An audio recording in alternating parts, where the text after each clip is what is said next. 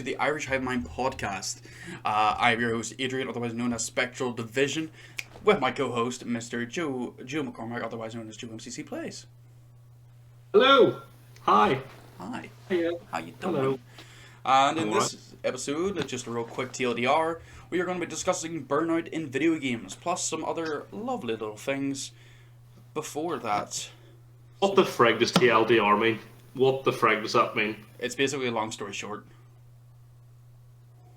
But what does it stand? What does TLDR stand for? Hold on. I'm going to find out. I've seen that pop up recently, and I'm like, what the frig does that even mean? Too long, didn't read. Okay. Okay, so it's like literally like, can you conclude a TLDR? So too long, didn't read it. Okay, I don't care about you enough to read your long passage of, let's say, tweets. Yes. Can you just tell me in one sentence because I can't be arsed? Basically. Right, okay. Right, nice. That's what TLDR is. Cool. Learning experiences with Joe and Adrian. You made it rhyme. Well, made it sing-songy. Nice. That is the only acceptable way. But yes, we're back again. How's it going, Joe? What's happening? What's going on? You loving your life? I'm alright, yeah. I can't complain. How's the job going? It's always been good. I've just been getting the hang of it, and yeah, can't really say much else really. I'm just getting into the routine of life. I have a question for you, Adrian. Go ahead. I love questions. I want to know. Yes. Did you like it? Because you put a ring on it. Did you, my boy? I did. Oh my days! 4 years later, I finally got engaged to my woman. Wow. My beautiful fiancée, not girlfriend. So weird. Isn't it? I'm fucking engaged. The fuck is this? Nice. The little gamer on your screens got engaged. So is there like, or do you have any like early ideas of when you want to get married? I think from what Lois has said, within the next 2-ish years. So like ideally what we're saying is not this summer but next summer. Probably time something like that. By 2024 is the sort of current idea. Wow. Beyond that, Sick. not really. I didn't even like whenever before we went away, or from like the last time I think I tweeted before I put it up that that I got engaged. Like I completely made the decision in that moment. I had the ring. It was sitting there, and I was like, screw it. I'm gonna do it. You said before you were gonna leave it for Greece or something. Yeah, I was gonna. Was that the plan originally? Yeah, that was the plan originally. We were going to Greece in Rhodes, and that was what the original plan was. We were going to go to Rhodes, and I was going to do the whole yoke and all of that there. And then it just sort of worked out that didn't happen. I was just like, nah, I've got the ring here. We're going this nice wee thing away. You were just too excited. I was too excited. And I hated the setting of me constantly thinking about it and not being able to say to her. Because literally everything that happens in my life, I just tell her anyway. Yeah. I just would not know. I just wouldn't be able to have contained it, to be fair. No, she already sort of expected Greece, so too, I was like, I gotta go and sidewind her. Absolutely wrecked her. You were like, not Greece, but a barn. Get wrecked. Exactly. Yeah. Done it in the hot tub room. Yes, boys. So where were you? Where did you go? So it was actually like this little B&B thing out in Crumlin. Which Crumlin? There's multiple Crumlins. The one near the airport. Right. Okay. Yeah. I did not know there was multiple Crumlins. So not far from home then. Not far from home at all, actually. So just out the other side of the room. We trip away. So it was me, it was Lewis, it was the brother's fiance. So we all went together. Oh my days! Yeah. Wow, you ended two brothers ended with fiancés. Oh my days! Well, it's her brother actually. So, you know. Oh, her brother. It's her brother. So the siblings are both engaged. Yeah, the siblings are now both engaged. The two siblings who, ironically, born the same day, 2 years apart, which makes it even funnier. That's pretty nuts, to be fair. Isn't it? A little bit. It's a little bit. But there you go. That is how that happened. So, like, it was a whole fucking thing. I really wasn't planning on doing it. I was like, screw it. I'm gonna fucking do it. Just gonna fucking do it, man. And so I like it was a whole rush, like, because I hadn't asked for her dad's whole thing yet, because big traditional man so that I am. I was gonna do that there, and so literally I said to her, "Here, pet, I'm going on a wee message. Back in a minute." She probably knew from this whole day that I was just acting like a weird fucker, because I'd already been out like a half hour before that, going and doing messages for my granda. So I was like, "Fuck it, I should have done it then." And then, so I went down to her mum's house. Her dad wasn't even in. I thought he wasn't working for. I was probing Lois, because her dad's work, like, she actually knows what's usually going on in that type of work, to keep it vague. And I was asking, "Is your dad working today? Is your dad like out working, or is he in the office working?" No, he's alright. Okay. Gonna wee message here. Go down. He's not in the fucking there. And then we were meeting up at her mum's house before we went anyway, because we were meeting up with Reese and that anyway, so it was like easy to meet up. The four of us all meet up there. So I literally went down, was like, right, okay. Told her mum, "Could you text me whenever her dad gets here? That'd be great." Went done that. Texted me then. Well, after she went down to the house already, I hung back for like half an hour, snuck back in once he was there. He was with a client at the time and could not talk, so I was like, shit, waiting outside at the bottom of the house. Oh my days! Waiting for it. Got the permission, and that was fine. Got it in the end while Lois is like sitting in the house, like, "I really want to go here. Come on, we might be there for free." And it's already like 10 to 3. Fuck's sake. So went and done that. Then we went to the place and all this here, and then it was like we were going to go in the hot tub for like the whole evening. So I was like, "Don't worry about it. We're in our in bikinis and shorts and all." I would love to see you propose a bikini. Oh, here you might see it yet. Me and my wee one piece. Recreated for you. Okay. I know you're kidding. Of course you're kidding. So that was the whole thing there. So then we went and got there and all. And I was like, "Fuck yeah, go down." I was like saying us behind the back of Lois. I'm like, "Yeah, go down now." So I actually went to do it one time. There's like a big like open barn thing. So I actually tried to get her to go out, because there's usually horses there, and she didn't see any. I was like, "Oh, here, Lois, if there's a horse around the corner there." I went around and I was literally about to get one, and he couldn't get the fucking ring out of my pocket. And so she turned around, and I'd done this on her before. I'd made this joke before, being down on the knee and like being like, would you like to go to the cinema or something stupid? I was like sitting there and she's like, "What are you doing?" I was like, "Nothing." She turned around too soon before I got the ring out. I was like, fuck. So then the sister girl was like, "Go and show Lois where all the stuff was in the house," because she sort of didn't really look a lot for it.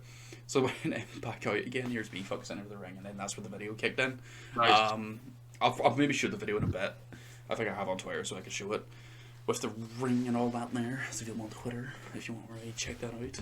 Shameless plug in the middle of an engagement story, but there you go. So yes, did that there. She called me an absolute twat and told me to get up before she said yes. So that was great. If I said get up, you twat, and I just said no. Yeah, it was just like get up. This was supposed to be Grace. Yeah. So why did it here? I know, but the best bit is you can actually hear her say, "Get up, you absolute twat," in the video. So it just makes the video even better. As Big Damon says, he said it was like the most Irish thing he's ever seen. I was like, yes, we're keeping it all. Even the way you asked her, "Will you marry me, pet?" Marry me, pet. I was like, "Oh, all right, grab that." I didn't know what other way to say it. This is all spur of the moment for me. I didn't have like weeks to prep for this shit. Enjoyable. Oh, it was enjoyable. So anyway, I'm engaged. Eat fucking hand. Not a free man. Not a free man. If you can, then there's hope for everybody. Do you know what I mean? There's hope for everyone. If a young man from Ballymena, and Ballymena's a difficult place to find love, notoriously so. If a young man from there can get himself a wife, and you might be sitting watching, like, "Oh, I'm going to be single forever." No, you won't be. Exactly. Won't be. You'll never. I'm a true success story. You'll never be alone. Listen, if you're a gamer and you're like, "I'm never going to get married," look at this man here. Look at this man here. He's an example. He's wearing a friggin' PlayStation and he's engaged, guys. Come on. He's still 16 years old. I'm still 16 alert. Yeah. I've got my little blocks of stuff. I've got my controllers on my Batman and Joker hanger. I've got PlayStations up here. Yeah, nice. So was that like a Valentine's Day trip then? Yeah, so it was like a whole wee thing we were doing for Valentine's Day, and that's why we ended up going to that. So that was just sort of like a spin on of us doing that. But thanks to everybody for the congratulations. Thanks down there in the chat and that there as well. A true inspiration. Mr. Reese says. I know we're breaking our own podcast. We'll say that, but I just want to be like, yeah, thanks, guys. Yeah. Thanks for congratulating me. I finally fucking did it. Through a set of balls. But, yeah. So, that's me. That's me. I did like it. I did put a ring on it. Thank God, it's fucking done. Yeehaw. Fucking the nerves. I'll say he's proud. So, I'll say he's proud. So happy days. Indeed, indubitably. But anyway, enough about me. So we finally have the review codes for the infamous, the legendary already, Horizon Forbidden West. Did you play the first one? I did. I fucking loved the first one. I absolutely adored it. It's like, I wasn't really massively hyped for Forbidden West because concentration has been solely on Elden Ring. Mm-hmm. Right? I can't afford to be hyped for 2 games in a month, let alone 3.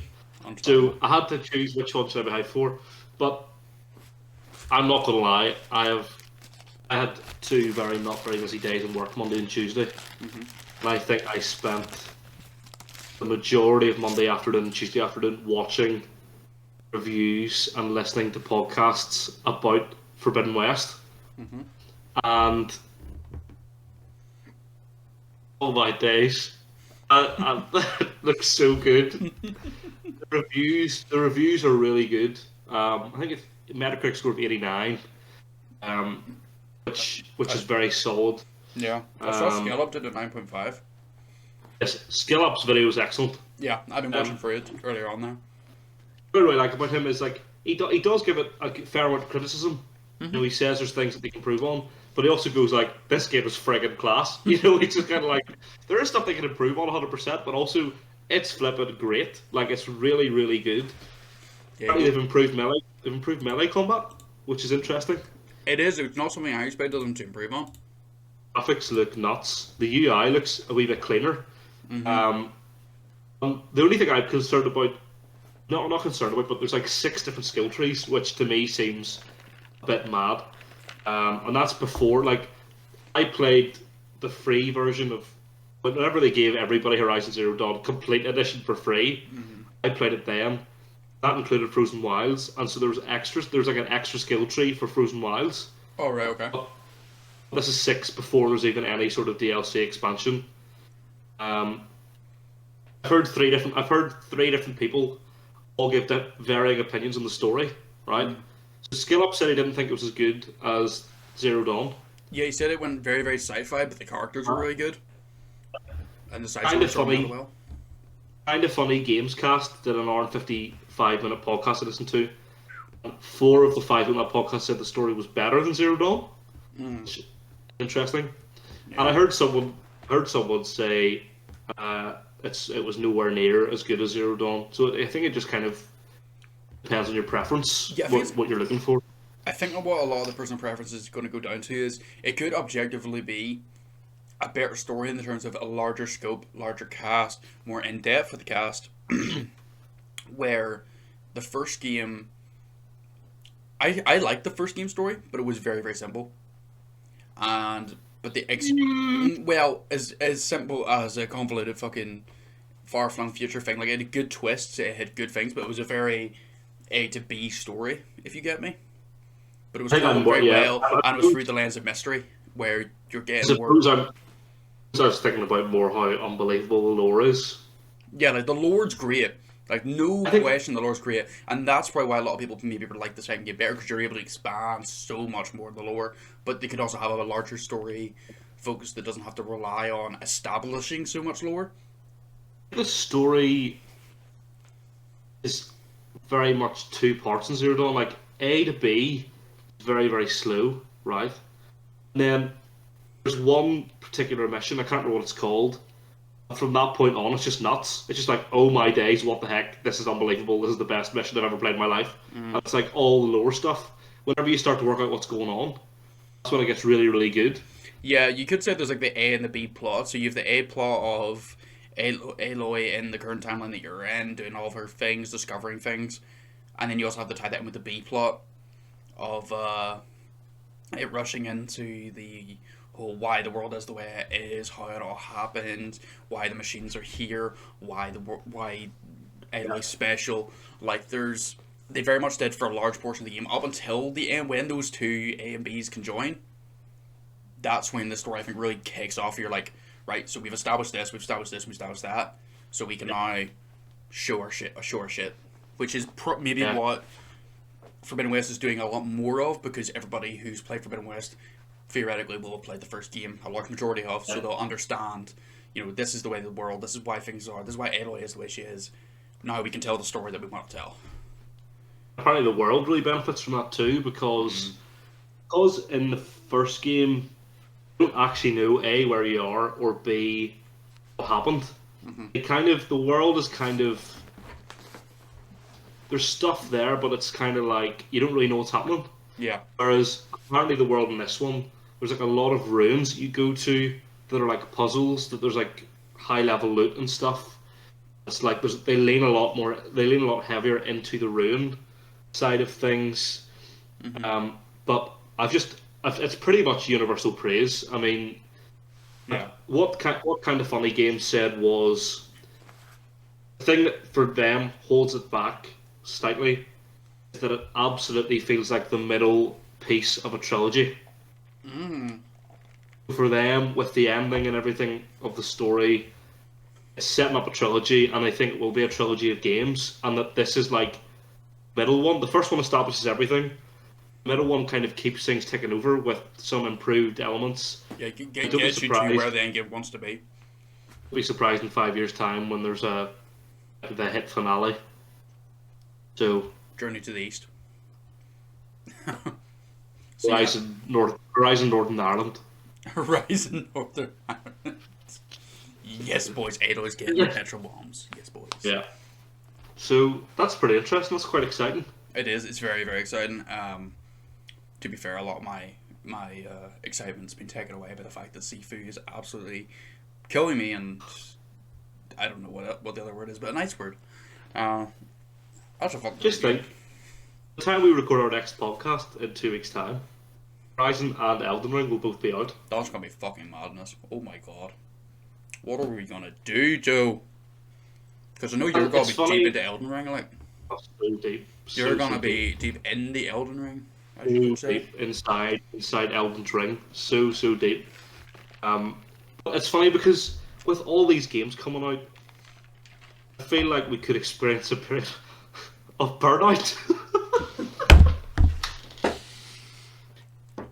That's Joe, the worst segue of all time. These segues don't work when you laugh about it. Sorry, I'm just going, oh, this is so cheese. Discussing all of these recent games coming out. I can't even do either. Fuck. With all these great games coming out at the minute, you may be experiencing burnout Fuck, we can't get there. We're talking about burnout in video games, folks. That's what we're doing. I give up. Yeah. That's because of burnout. And it's interesting because burnout, I feel like I'm currently in that phase. Oh. Big time. That's fair. Big time. Well, we are definitely going to talk about it here. So I have an article up about what it is, so that so we have a baseline of where to go out with this. Will you go with me? All right, sorry. What? Will you go out with me? No, I'm an engaged man. Oh. Sick. FS. FS boys, should have last week.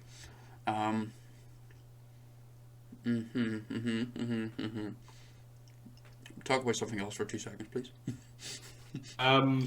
Meg said nice haircut. Thanks, Meg. I know you can't do this, but if you were to come over right now and you were to stroke the back of my head, it's honestly one of the greatest experiences you'll ever live. Sometimes I just find myself doing this, and it's just like, it's just so nice, you know, when you get a wee 3 back and sides, and it's just, it's like, I feel like anybody would be attracted to me if they did that. Do you know what I mean? And that's why I don't let people do it. I haven't even done it, and I'm already attracted to you, so it's fine. Yeah, but that's different. We're in love, but the people who aren't yet, you know. Reese can add that to the deep lore. The deep lore. The deep lore of the Spectral Division channel. It's been established. It's still going. It's not went anywhere. This is not the same article I'm on. So, and also Adrian's not very good at finding articles, guys. I don't know if you've discovered this, but if you were looking for someone to look up to, good, I advise that you go and look up to Joemccplays. That guy is he's some boy for one boy. As I say over here, he will be some pop when his tail grows. I can make That's so nice. up an article for you right now. That's why I found it. I just make one. Just make one up. Just do your thing. So what is Burnout? I will if you let me, motherfucker. Right. So what is anyway, as I was saying, guys, sorry, nobody sorry. The amount that gets done on me in a week is absolutely ridiculous. I am going to sidetrack off into that for 2 minutes. Literally, this actually happened in the car earlier. It happens whenever I see my family. I will literally go and start talking about something, and I'll literally get and so like I was saying earlier, and it was like, it's not even people doing it on purpose. It just tends to happen, and it really, really annoys me. For all I just sit and look at somebody like fucking... Wrecked. But anyway, moving on. So, what...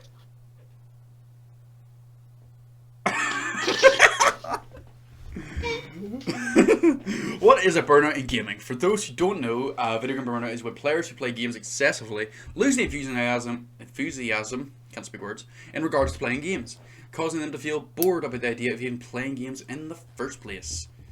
The struggle is real. That is the actual name of the article.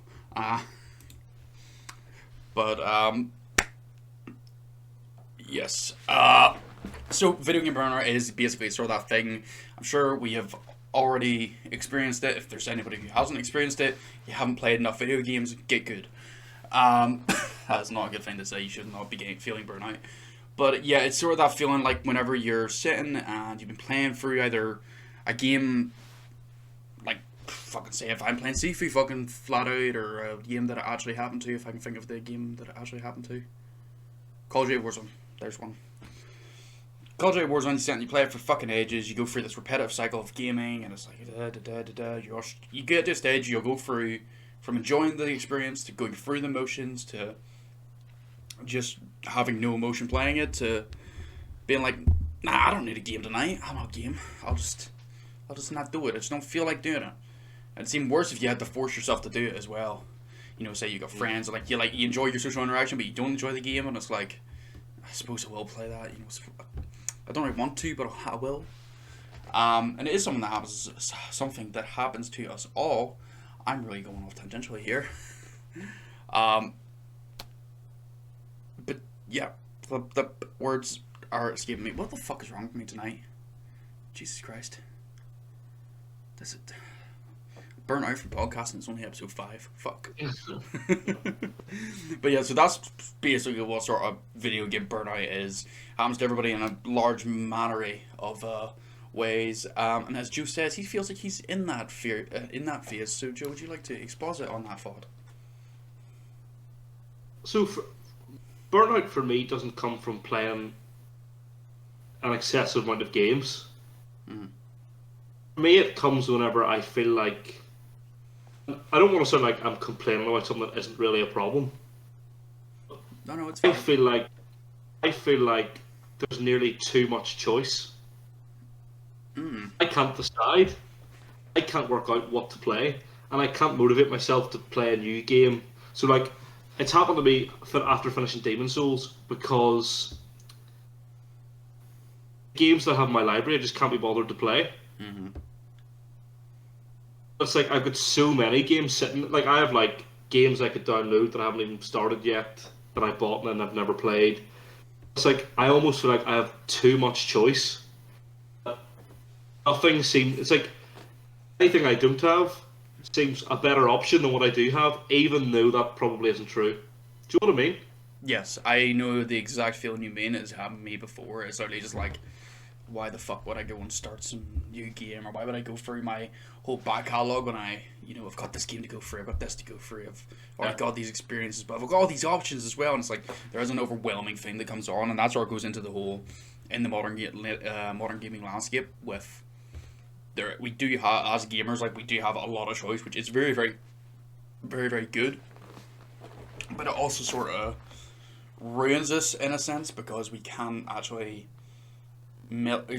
get into it and get like really into what games we like, the way we like to feel about it. Or that really did not make fucking sense. Jesus fuck.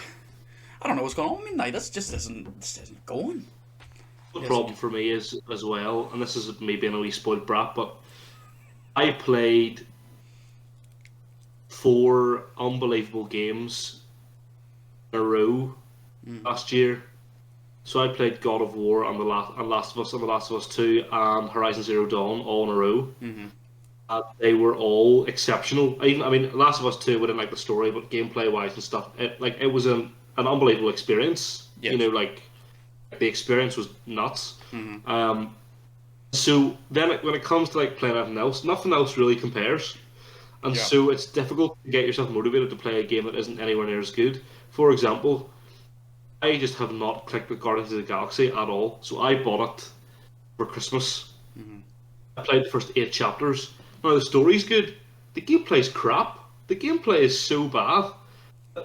I'm just not interested. I just can't bring myself to play it. Yeah. Finished Demon Souls, was going to do New Game Plus, but I've never been someone who replays games really quickly. So then I can't be arsed doing that. Yeah. I think I found myself actually, because I'd finished the game, when I went back to it and died in an early level, I was just like, I can't be arsed, because it was like, I've already finished the game. Why am I putting myself through this crap again? Yeah. Sure. So, and then it's like games that are mindless, kind of like PGA or FIFA. Yeah. You can literally just sit down with those, and you don't even have to think. So I find myself when I'm going through Burnout, if I play any game, it's those. Mm-hmm. Or Dirt 5. Dirt 5. I haven't played Dirt 5, but I want to play Dirt 5. That's pretty good. I like games. I think they're pretty sexy. That's why, like, Burnout for me is coming at a good time. Like Elden Ring coming out, because I'm actually excited for a new game. Yeah. It's a game that I've wanted for a while. Mm-hmm. And it's an experience that I actually want to play. Where sometimes I feel like, because you get like free games every month, or PlayStation often have very good deals on games, often you can find a game for like a tenner that you don't actually even want, but because you can't be arsed playing anything you've got, you go, oh, I'll buy that. Yeah. There definitely is an aspect of that happens. Something I just want to get to, before I really get into a lot of the stuff I go through with Burnout specifically, is sort of like how close Burnout actually sort of is to depression, in my opinion. Like, Burnout, for a lot of it, really just screams a depressive episode to me. Whether that is the case or not, I could not tell you. But it's sort of that same thing where, like, as you say, you don't want to play you don't want to expose yourself to new experiences. You'd rather just sit in your comfort games, in this case being like FIFA 22, or Dirt 5, etc. Not saying so that you're going through a depressive episode, Joe, although I don't know. But like, it's a very similar symptom to, like, yeah, I don't want to go out of the house today and go get some food, or I don't want to go make my dinner. But I'll go and I'll order McDonald's, or I'll go and I'll do this. I'll just sit in. I'll go into all my comforts. I'll regress in that way. Which I think as somebody like myself, I'm an avid gamer. I've always loved gaming. I've definitely went through these episodes of when I go for really bad burnout. Like, I think there's a difference between like just a minor video game burnout to like major, if you get what I mean. So like, whenever I was younger, I've played a lot of games up until that point, say up until, what was it, maybe 15, 16, 17-ish? And then I basically took like a year or two away from it because I just could not bring myself to do gaming. A lot of that was to do with other things, but it was like, that came at a time in my life when I was also not the best of headspaces and needed to like get myself out of that sort of mindset of just always going escapist into games, because I am that at heart. I mean, I like game to be in it as an escape. Yeah. Yeah. So I think there is a definite link there between like the feelings of being like burnt out, and this works not just in gaming burnout, but like in just general life burnout as well. Like you're gonna get these stages in your life where you do feel burnt out of things, which does come from like a very depressive part of your brain, if not depression itself. But there's ways to transitioning on to like my little notes that I forgot to show Joe before it, before this. But there is a lot of things we can also do to like combat against it. But the worst bit is a lot of the combat you can do is like just stepping away, readjusting yourself, and resetting yourself, for lack of any better phrasing. You know, you seem with like people people say about taking these like social media purges or their internet purges or the gaming purges for whatever length of time, and I think that like that is a good healthy mechanism. Obviously, cutting something out of your life isn't exactly good, but in terms of these very recreational activities, if you're not getting the enjoyment out of that recreational activity, having the control to say, no, I don't want to do that. I'm going to take a step back. I'm going to wait. And I'm going to wait until something I actually like comes out. As you say with Elden Ring, you're able to latch onto that and get yourself hyped. And I think this sort of goes into again as I go through every topic I have, where in this modern landscape that we're in, we have so much product coming out that is like you can't be hyped for everything, or you're gonna burn yourself out before you ever get to play a game. You get what I mean? So like what do we have this month? We've had Sifu, obviously an indie title, but something I liked. Sifu, Elden Ring, Horizon Forbidden West. There was another Crossfire X. Apparently it's shit, by the way, but yes, Crossfire X.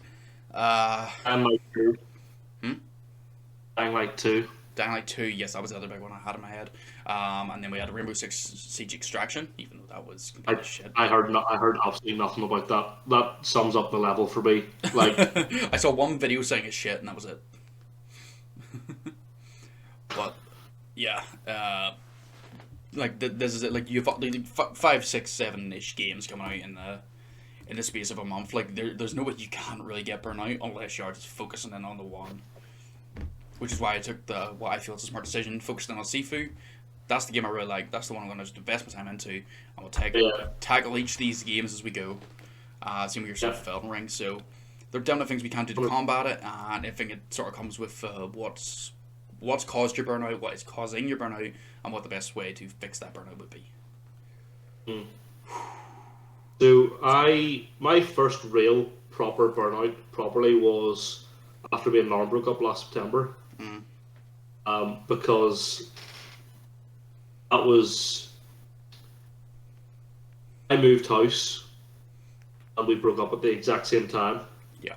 And I wanted to try and start fresh in the new house, and I kept streaming. I streamed for a while, and it was just awful. It was awful.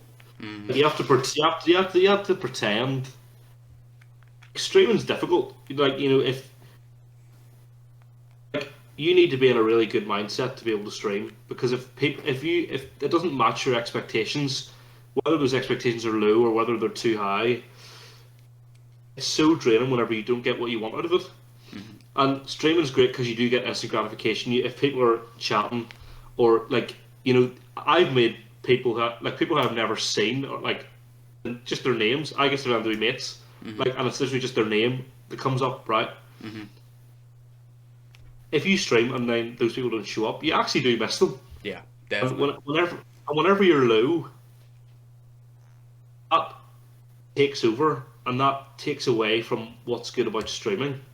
So I bought a PS5 at the end of September, and I barely played it for like 2 months. Yeah. Even though I should have been like absolutely buzzing about it, because I was going through that period of time where actually I needed to focus. This is a deeper conversation. I hope you're okay having that. Of course. Deeper conversation.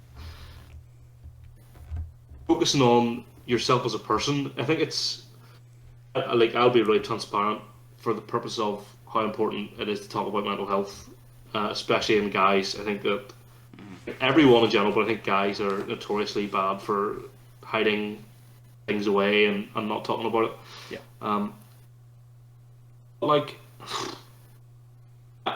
There were days like between like October and November where like I genuinely did struggle to get out of bed. You know, like I honestly did struggle, and um, I believe that with that I took a flu and knocked me out for 3 weeks because I just didn't have the will to try and even fight it. Yeah. I just like, oh, it's an excuse for me to stay in bed. Yeah. So, you know, I'll just stay in bed. And I think burnout, I think you're right to an extent. I think it depends what type of burnout it is, but I think whenever the burnout comes from external factors, then it kind of is like a depressive episode. Yeah. I think that the burnout I have right now is just I started a new job. I'm not really thinking about games. Yeah. It's like you can put a hobby aside for a bit, and that's okay. Yeah. So the burnout that I have is like, oh, like I've got a new job, I'm adjusting to my life. You know, I've got some really great friends that I'm really enjoying spending time with. Yeah. Games for me at the minute, there's nothing there that really makes me excited, so yeah, it's going to the back burner. Do you know what I mean? Yeah, and that's actually, you bring up a very good way, which is a good way to combat, like, if you are going for like a depressive thing or a burnout thing. For all intents and purposes, I'm going to refer to them to be a very, very, very similar concept, whether that's with gaming or not. But it's being able to, as you say, you're able to put one on the back burner. You know, like having that self control to know, I've got X, Y, Z, and A going, but I need to like be able to sum up what is the most important things in my life right now. What do I need to focus on as a person, and what do I need to do to keep myself right? Like as you say, you're going out, you're prioritizing going out with your friends and being social, doing all the things that you should be doing as a young 20-something-year-old, especially like, you know, if you are off the back of a bad time in your life, you do need to have a good network, and you keeping that strong network is imperative, as well as that you've got your professional aspect to take care of as well. Obviously, we're not kids, so we can't exactly have the benefit of, oh yeah, streaming is my job. It's like, no, streaming's the hobby in the background that, you know, you never know, but it is the hobby in the background. You need to know what you're prioritizing that there, which definitely gets harder as you get older, but it is one of those things, as we say, that, you know, that's a good, you're doing it the right way, if you get what I mean. Like you spotted the signs, like, game just ain't it right now. We gotta throw it on back, but that obviously doesn't mean you still can't entertain. You can't do the things you want to do. You know, it's I don't know why I always do these days, because that was my point finish, but there we go. I think that's where it's like burnout. People, like, whenever we asked people, a lot of the responses came from people playing specific games. Yeah. Burnout. But I've actually never experienced burnout coming as a result of playing a game. Mm-hmm. So, like, I played Origins and Odyssey back to back in like 3 weeks, and did not experience burnout at all, because it was a distraction from uni, which I hated. So it was like, I don't really care. Yeah. And I played like all the Hitman games back to back to back very, very quickly, even though that's like, it's almost rinse and repeat. And actually, when I think about that, it could have been very easy to get burnt out from that, because yes, the puzzles are different and the areas are different, but they are essentially just the same thing over and over again, kind of, in a way. Yeah, there's a very repetitive aspect to being very similar games. Yeah. So it's kind of a repetitive gameplay loop, almost, in a way. Yeah, which it can very easily happen. It is sort of part and parcel with it. It's the same way, sort of like why the only enjoyment I get from, like, say, GTA Online at the minute isn't from GTA Online. It's from all the lads coming in, having a laugh, doing some bits and pieces. It's more just the game is just the thing to drive that, as a way to, you know, have it be an entertaining thing for us to do and have stuff to talk about and have things flow naturally a lot better than just sitting in a room and talking like we're doing now, funny enough. But it's one of those things, you know, like, where it's just why is my brain so sick today? I don't know what's going on. Maybe this is burnout. Maybe I'm just calling for help. Definitely not the fact it's just been a stressful couple of days and I really don't have a good train of thought right now. But yes, like, as we said, that is the way it is. But, like, I don't want to describe the fact that, like you say, you know, it isn't always just one game for myself. Like, I will say, when I was talking before about that time I wasn't in the best place and that was due to a lot of my dad passed and I didn't deal with it the right way for a while, so I, like, did stuff out of games. I went into other things. I went into, like, really badly working out, So you'll hear me talk about, I'm a kickboxer, I'm a rugby, done all that there. I was in a very good shape for a while. But I wasn't doing any of it to be in shape. It was all more of a, that was the Yeah. coping method at the time, because gaming just wasn't doing it at that stage. Mm. But yes, this has got a lot more heavy than I anticipated it to, but Important conversation though. it is good. Important to talk about. Very important conversation to talk about. Other people feel the same way and they'll never bring it up. And it's important for them to know that like there are other people there that actually feel the exact same way. And the thing I wrestled with too, like with the streaming side of things, was like I didn't stream for 3 months and I felt bad, but I don't need to feel bad about that because that's not my responsibility.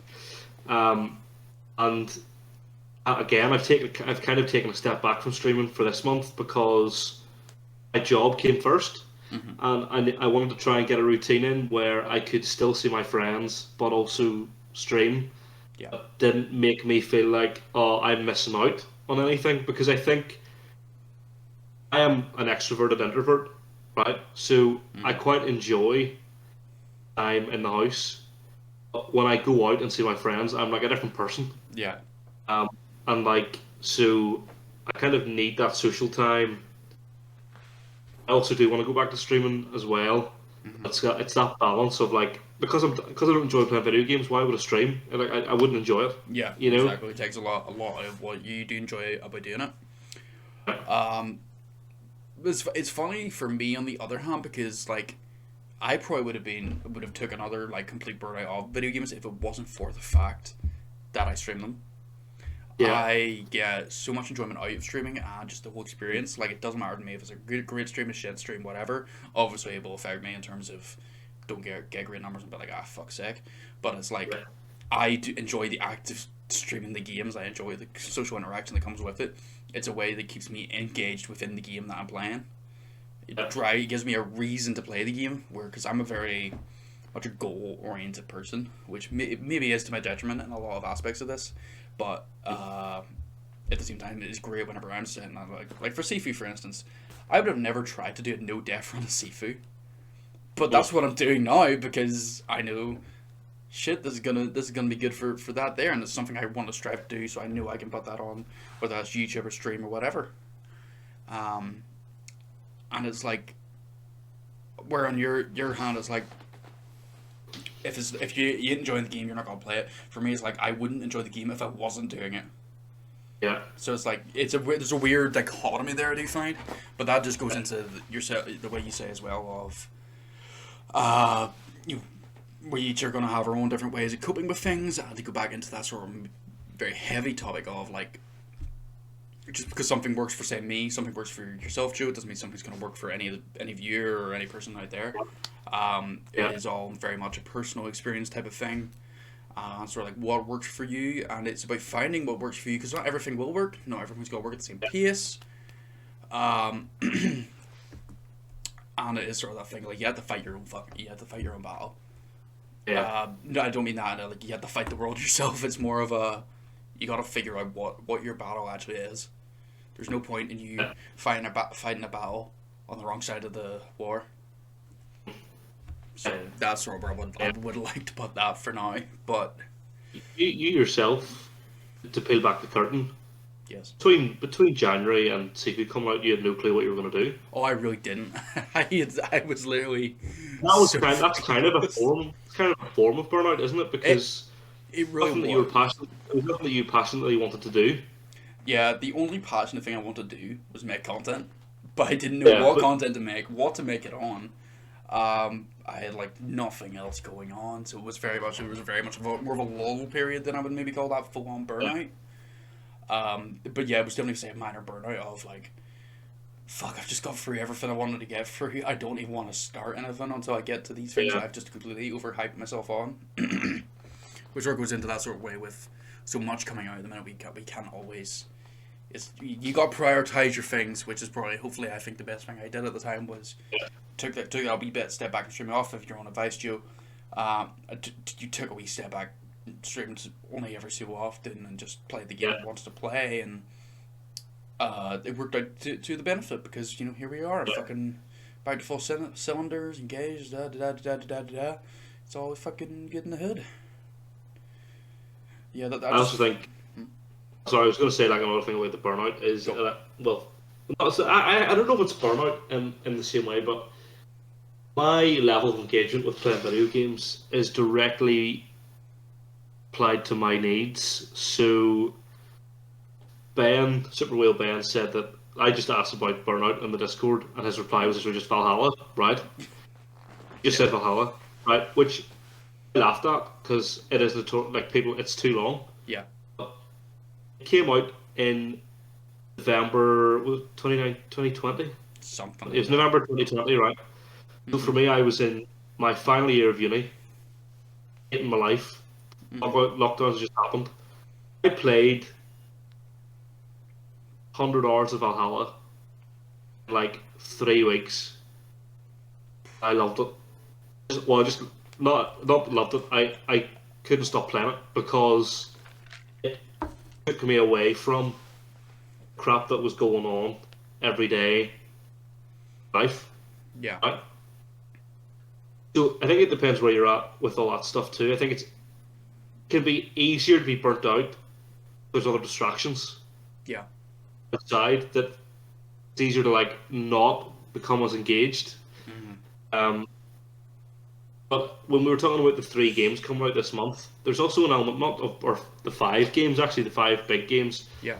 As a consumer, you can't afford to buy all those games in February. You know, and that's gonna go from burnout, never mind gaming burnout. Yeah, exactly. Yeah. And you can't even, I don't know how, like, if you're a reviewer, you will need a holiday after this month, because if you're a major reviewer, you've had to have played Horizon in probably a week. You've probably had a week to try and play through the whole of Horizon. Yeah. I don't know what they're doing with Elden Ring review codes, but I assume it'll be a similar idea. It's probably a very similar thing for the month. For like, if you really want to think about it, especially the release schedules, you had Dying Light come out a week before Sifu. 2 weeks after that, Horizon came out. Then it's about maybe a week or two after that. A week. The week between Horizon and Elden Ring. There you go, a week between. So literally, that's going to be, say, whatever way the review codes work. And if you're saying that they gave each of those games the week that they had to do it, and no, it wasn't just like more of a mishmash of we'll play Horizon this day, we'll do that.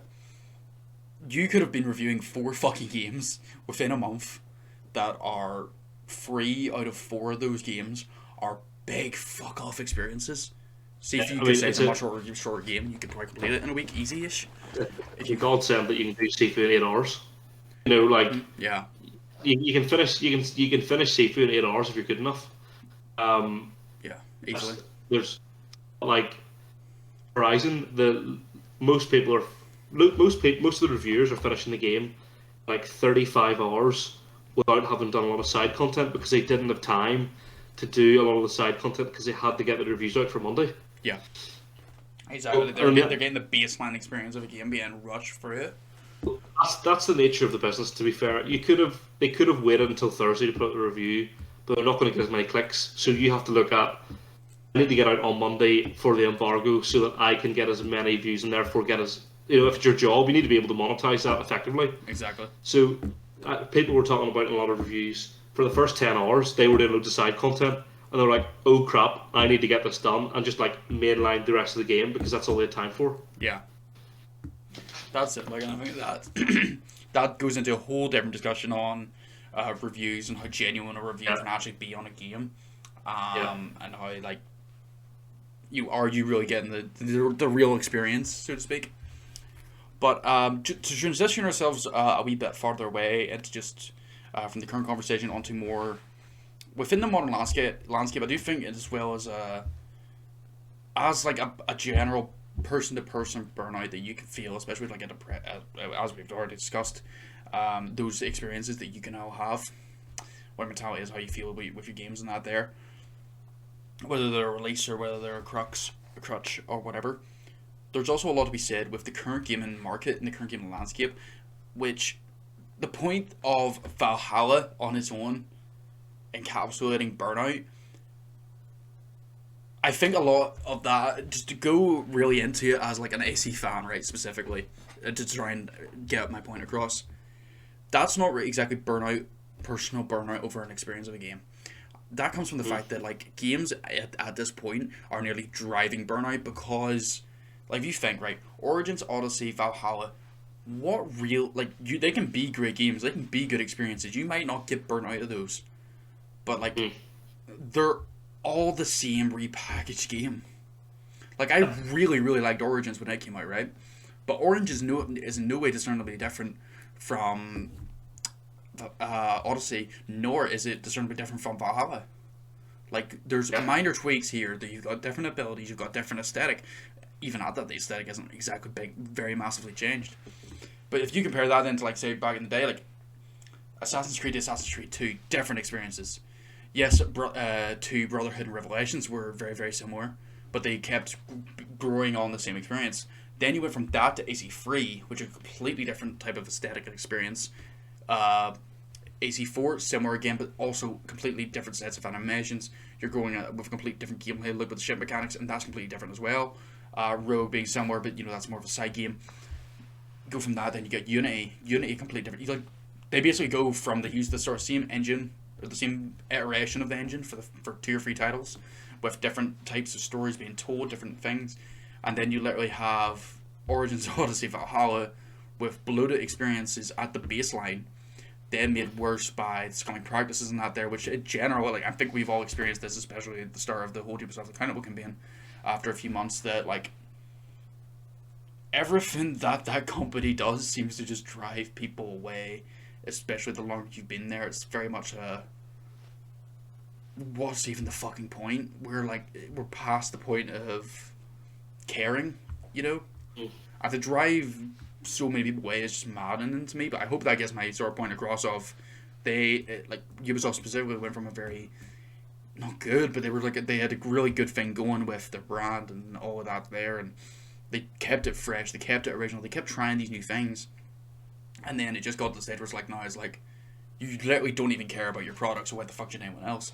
And I think games like GTA and Red Dead can suffer from that as well. Not the single player experiences, but more the online experiences, and why those are so dead as well. I think that comes from the the live service model of people just not giving a fuck. So why the fuck should you? And then you've other things. You've got your Cyberpunk, and you've got your No Man's Sky when it initially released. You've got all these unfinished games, and as a consumer, you're not being respected enough, which is just really damaging to the whole industry as well. And I don't know if this maybe does go into the whole burnout thing, but it is something I wanted to touch on, was why does it feel at the minute that the industry is burnt out, never mind each individual consumer? I think we're seeing a resurgence now, actually. I would say last year the industry felt burnt out. I think now, we're seeing a massive resurgence. I think we're seeing, with even just this month, but forget this month, look at what's going to be releasing in the next couple of years. I think we're seeing, I think last year, just even with COVID and stuff, I think everybody was burnt out anyway. I think COVID was an experience that everybody can relate to each other on, because everybody had a bad time. Yeah. And I think that the video game industry last year was so affected by movies weren't affected the same way because they just couldn't come out. Mm-hmm. So then it wasn't because nobody could go out, so why would you release it to homes? Because you wouldn't make the same amount of money. Everybody was still at home to play video games, so those games still had to come out. Not as many did come out. It was kind of dead. I think we saw that with the Game of the Year lineup. Last year was kind of dead, right? Yeah. But I do think we're seeing a resurgence. I think people have there's games coming out now that people are just so unbelievably hyped for. But I think you're right. I think that the way that the industry's going can be draining. It can be really, really draining. I think that the video game industry is the only industry where, as a consumer, you're expected to be okay with being given an unfinished product. Yeah, and I don't think that's right. Sort of circle back around to what you were saying about the COVID situation and that there. Yes, COVID was bad, right? We can all admit it. COVID was a fucking awful thing for us all. But if you think about the examples I just gave there, like, so you've those three Assassin's Creeds, right? Assassin's Creeds. Why did I give them the courtesy of saying it right? All three of those games, right? That's three different experiences headed by loads of different studios over multiple years. Like, by the time COVID came around for 2018, that was before that. So that was Origins, and then you had What was it when COVID was about? with the COVID one, right? So, but that game was probably in development from Origins. Like they had so many years. Like there was so much more. That even with the year the year that COVID took out of the gaming industry before they all got back on their feet again, it shouldn't still have felt like the exact same experience. But with how much it was. Like this is where your bias is going to play a part, because Valhalla was one of the most played games on PS5 and Xbox in 2021. True. 2021. It was loved. It was adored by the casual. Mm-hmm. So I think it doesn't matter that they were the same experience as those people.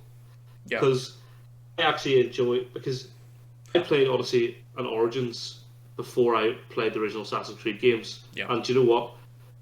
Gameplay loop in those for me was actually pretty good, because it kept me. I actually found myself doing a lot of the side content because I enjoyed the camps and all that kind of stuff, and like clearing out things and everything.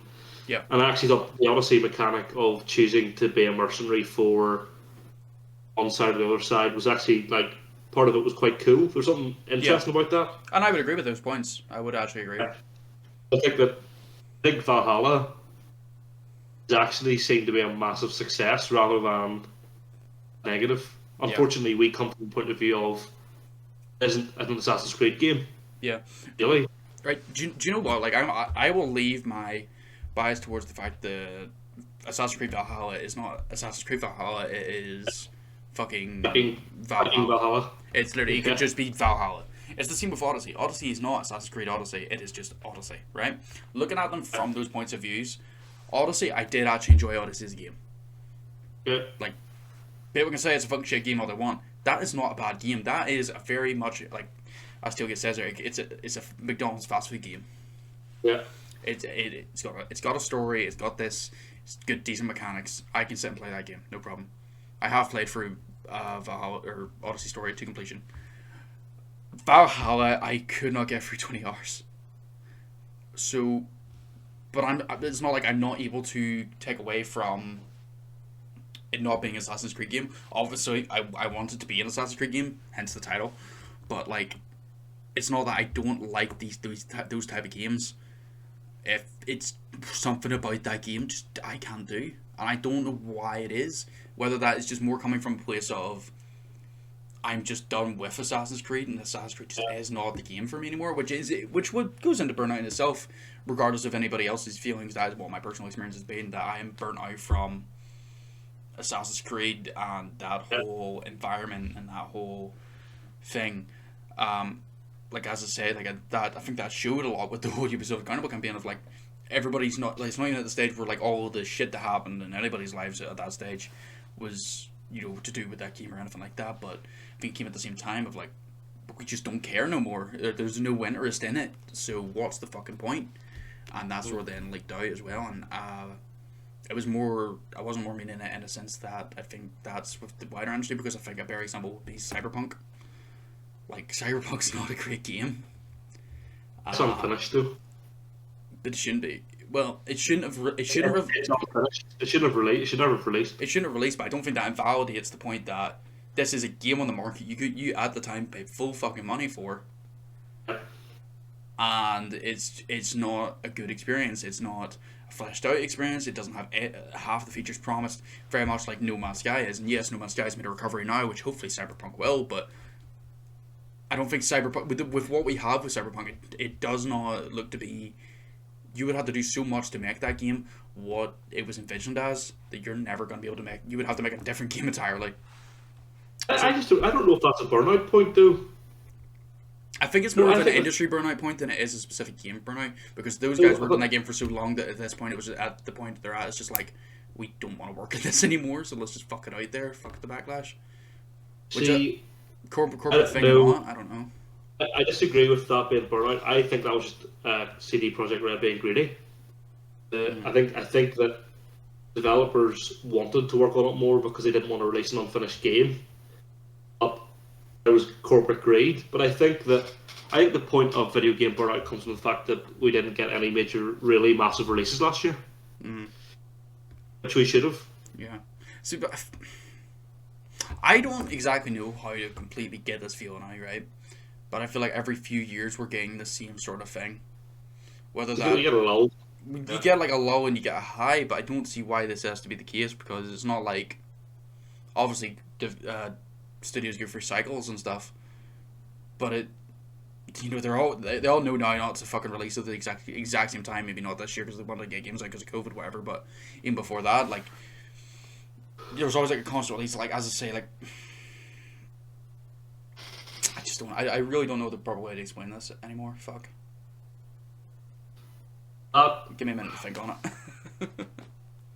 I always associate Burnout being a more personal thing than an industry level thing. I think that I think there's definitely a dual aspect to it because I think there is a stage of like whether it's burnout or corporate greed, there still comes a whole thing where the whole populace can sort of go for a collective burnout from the fact that like as I say, Assassin's Creed has its collective burnout with the original sort of fans. Cyberpunk, people were like so excited for that game up until release. As soon as it came out, it was like, no, fuck this. That's not Burnout. That's disappointment. True. Burnout, but more for the time it came out, if you really think about it. Or if you... I don't know. Maybe I'm just talking absolute shit. I could just be talking absolute shit here. I don't know. I think that can be a contributing factor, but I think Burnout to me is whenever you have the options there and you just ignore them. You don't want to go for them? Right, okay. Yeah, that's fair. That's a fair point, yeah, okay. And I think the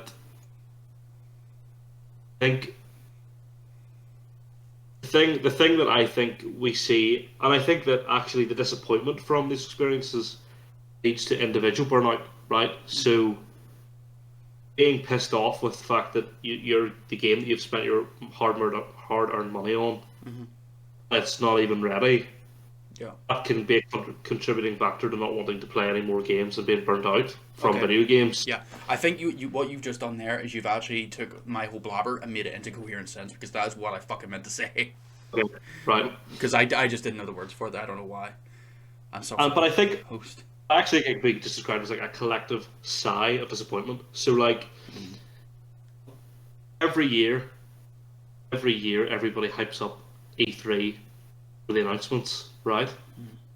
Or let's more recently, last week's Nintendo Direct. Everybody's going, "Oh my days, boys! Nintendo Direct, here we go!" Blah blah blah, and then pretty much 95 times out of 100, there'll be a collective sigh on Twitter because nobody got what they wanted, and everybody had overhyped it, and they were like, "Oh, we're definitely getting this," even though nobody ever said we were definitely getting that. They've decided that we're definitely getting it, right? Yeah. That's like a contributing factor to burnout as well, but that's based on your own over expectation. Yeah. Yeah. Okay. So I think I get what you mean. Like you have that sort of like disappointment that's leading to a burnout because you're just sort of like it's more you're scundered than you're burnout. Yeah. To use a very Northern Irish term, because that's sort of like the main point I was getting across. Because I'll be honest, I think maybe the last big game I was really excited about before, say Sifu was probably Red Dead Redemption 2. And you could argue that Sifu isn't even really a big game. And then, yeah, Sifu isn't a big game, but it's the only next one I've got really excited for. So maybe that's come from a stage of a everything that sort of came after Red Dead Redemption 2 was not what I wanted to be. Like, I was looking forward to The Last of Us 2. I want to go into a wee bit more about this that game, but The Last of Us 2 came out, wasn't what I was hoping for, wasn't what a lot of people were expecting that game to even be, for better or for worse. Cyberpunk, that was a whole shit show. You had what else came out around that time? Sugar. I fell in love with GTA. I fell in love with like a lot of gaming at the stage, which wasn't great when I was just starting streaming in that there. Like, I remember I went to go back and play The Last of Us 2 shortly after playing it the first time on first stream. Couldn't even fucking do it because the game just did not make me want to play games for a while. And maybe that sullied what I played of Valhalla as well, because I went from Assassin's Creed or Last of Us 2 into Valhalla. So the experience of The Last of Us 2 nearly burnt me out of video games on my own, because I think it was just such a letdown from what I wanted it to be, or had in my head that it was going to be, and then with the whole what that game actually presented, it can nearly be a cause for burnout in itself. And I don't know whether that's because it's maybe too long for a game that deals with stuff as heavy as it does, that you don't get any moments of levity. Because I don't know if anyone else has felt this anyway, but like The Last of Us 2 as a game, after I played The Last of Us 2, I felt nothing else but sheer fucking fatigue. Like, the game just made me tired. Yeah, no, that's 100% fair. Like, you could love that game, you could hate that game, but it is fucking hard on you. Like, up in your head, it is very, very hard in the game. 100%. Like, there's a lot dealt with in that game. You know, you have a lot of the feelings of grief, which I feel like, you know, to be fair, Naughty Dog did a very fucking good thing by having us love Joel so much, and then absolutely obliterating him. Spoiler for Last of Us 2, by the way. Absolutely obliterating him in the first 2 hours, then play as Ellie, who didn't even feel like Ellie because she was so overcome by grief. And oh my god, I'm talking good about The Last of Us 2. But they definitely did what they wanted to do, and I think that maybe hurt me more, because it was like, it's not even like I'm just disappointed with the experience I was given. It's the fact that the people who made me like this guy in the first place, or like this whole thing in the first place, destroyed everything it stood for, tore down every wall, made it a grilling experience that you watch really awful fucking shit. And then just at the end of it all, there's not even a resolution to it all. It was just pointless brutality for the sake of it, and it really just made me feel tired. Like, I didn't have more emotion than that. So I don't know, maybe that's really hurt that experience for me, and maybe that's contributed to the burnout that I seem to have been feeling with more recent games and that there. But I definitely do think there is a sort of thing that we've had recently of very, very similar experiences coming out that is causing a lot of burnout for the community with a lot of games. Do you also think, just this will be our kind of final point for getting the comments, but do you also think that, like, masterpiece of a game can cause burnout because you play a masterpiece and no other game can ever be the same, so you're never going to get that same high, and so it's just kind of like eternal disappointment. I think that I struggled when I finished God of War. Like, there was a couple of weeks where I didn't really play them because nothing interested me, because nothing was ever going to be as good. I think that comes a lot from the stage of being very hyped on the game at the same time. It's a complicated thing because it goes on a very personal, person-by-person basis, I will say. Like, as I say, like, The Last of Us 2, for whatever it is, made me feel very certain way that made me not want to play games. But, on the other hand, I think I've always had that mentality of, this was great, we're gonna have more good like this. Like, for like the last Red Dead Redemption 2, I was very much in that camp of, oh my god, that was fucking amazing. Shame it's over, but I fucking enjoyed that game. Can't wait to see who the fuck wants to top this. I definitely don't think there's ever gonna be a stage, and I wouldn't like to see the stage where this happens, which maybe is what contributed to my burnout as well, that it sort of got to that stage for a bit, that like no games lived up to expectation. But I was always been a big believer in I don't like overhype myself on a game. Like, I'll admit when there's something wrong with a game, I'll admit when something's actually good if I didn't like it.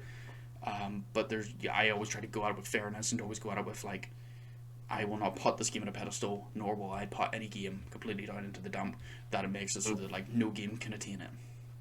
I don't think there is any game that you could argue is, like, say, the best game of all time, because a lot of that is down to your subjective, what you feel you find in a game. like your favorite game is not going to be my favorite game. Or nor is anybody's really favorite going to be the same, unless we have very similar interests, and that's just what we find to be our favorite games. And that's why I struggle to ever figure out, like, what is this? Do I have a favorite game? Because I couldn't really say I do. Even quantifying it down to a few games wouldn't be fair, because you could ask me now what's my top 5 favorite games, and 2 years time I could have completely different thoughts. Once I've thought of different games, and it comes to from having a vast library, so I don't really feel like there is a. I do feel like it can happen depending on how you view it. That if you do play an experience that really does resonate with you, that you will then struggle after the fact. Just as the inverse is true, but it does also come with the caveat that, like, I think it's better to always do expect that games can match quality. There's not ever going to be with how much with the talent that, especially in the modern landscape that we have, like there's always going to be the next fucking amazing experience, and I would never discount that, like, it's one and done, or lightning's in the ball in that sense. Yeah, that makes sense. I had comments from the lovely people in our Discords. Oh yes, boys. Oh yes, I love comments.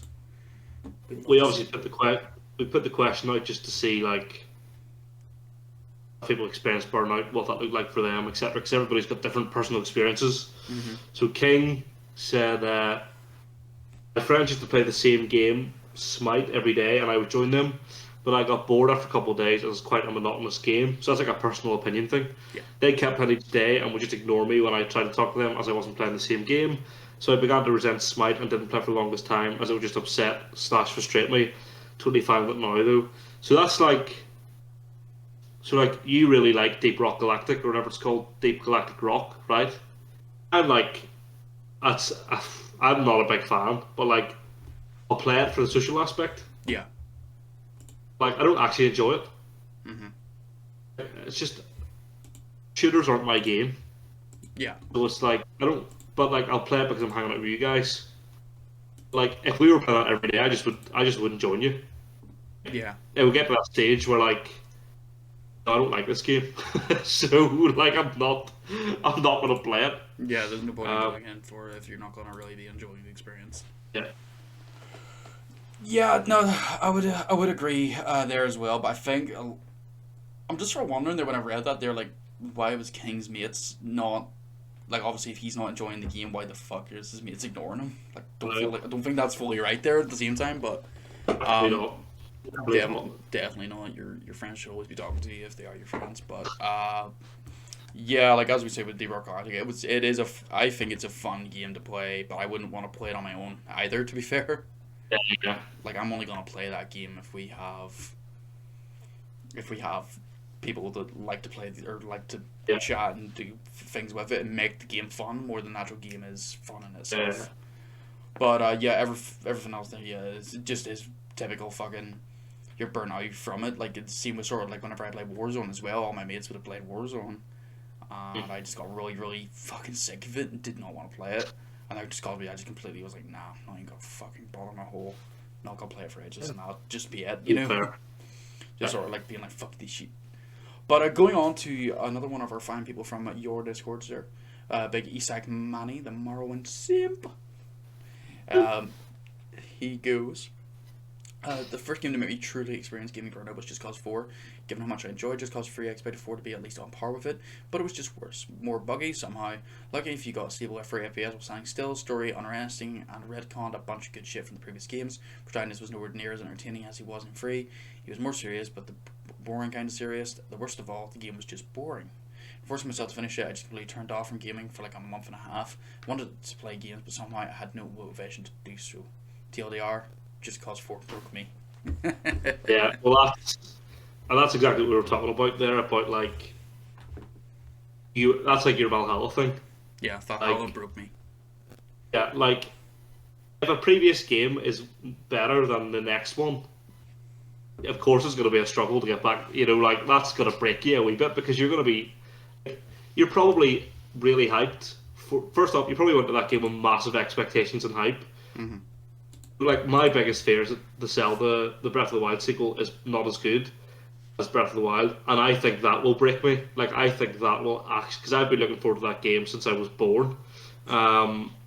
maybe not since I was born, maybe since like 2018. But it's like, I think that's the worst form whenever something you've been so hyped for just doesn't deliver on any level whatsoever. Like, Yeah. that's just, oh, grim. I think that leads into sort of like a lot of overhype to go along with burning out. Is you just sort of like hyper fixate upon the one thing, and you hype up the expectation so much that you are inevitably going to be disappointed because it's gone completely past any reasonable understanding of the game. It's just going to be, this game's going to be exactly what I want it to be, or it's going to be fucking shite. And there's a very much a dichotomy there with that as well. But yeah, definitely something that'll happen, and I don't think the forcing yourself to finish it is ever the good thing to do, because like I had this with Ghost of Tsushima. Like, I love Ghost of Tsushima as a game now, but I remember whenever I first initially played it, got halfway through the game, I just had to stop playing it because it just, whatever was going on at the time, I could not finish it. But going back to it, replaying the game, going through everything again, I absolutely love that game. I would love to go back to it at some point. So I think it all comes from where you are at the time as well, and I believe that's been mentioned a couple of times in chat, that like it does all come from mentality. It all comes from a headspace at the same time of what you're actually going to get out of that experience and how things go from there. But moving on from that, did we have any other response for that? I don't think we had any on my end. I don't think so. I mean, don't even think about like, if we talk about this any longer, we'll get burnt out from talking about burnout. And that, no, burned out nobody from the wants burnout, that. boys. Burned out from the burnout. It is a heavy topic because I think everybody can relate to it in a way. It's kind of like, you get burnt out, it's okay. You know, these things happen. It do be okay. It do be okay. What are we going to talk about next time? What are we going to talk about next time, Joe? We forgot to discuss this prior. Just every single week.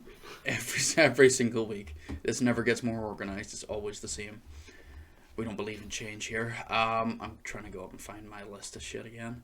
As another topic I did have in mind at some point would be going through. Oh, I know. I do actually have that as a topic, the evolution of AC. Was one I had, but I don't think I will do that next week. That's going to be a big one. So what have we gone for? Let's see. Evolution of AC, Witcher 3 being the father of modern RPGs. Soulsborne effect, difficult in games, done that one. Our Battle Royale's actually good. Evolution of Zelda, are there no good anime games? Video game Burnout in modern landscape, we've done that one now. Any of those that are popping out to you there, bud? I think The Witcher 3 is an interesting discussion because I did not click with that at all, so that can be a really interesting discussion. Yeah, that could be a good one. I think that might be a good one. I don't know. I'm trying to think if I want to or not. Podcast Burnout incoming. No. I love these podcasts. I think this one will just end up being a lot heavier than I expected. And I'm also quite tired. Per my usual. I'm always fucking tired. It's my common way of being. But let's see here. Yes, Witcher 3 being the father of modern RPGs. I think that we'll do that one. So, yes, folks. Yes, the father of modern RPGs, The Witcher 3, will be discussed at length in next week's Irish Hive Mind Podcast. Thank you all so much for showing up today. It's been great. Thank you to everybody on Twitch at the minute. Thank you to everybody who's watching at home on YouTube, if you so are. If you are watching, if you've got an example of burnout that you have experienced, if you want to throw it down in the comments down below, leave a like on the video, subscribe, share the channel with everybody you know, because shameless plugs, you gotta love it. If you can't do it here, where can you do it? But yes, this has been a fun little time. It's been okay. We'll see y'all later. We'll see y'all later. Peace. Bye.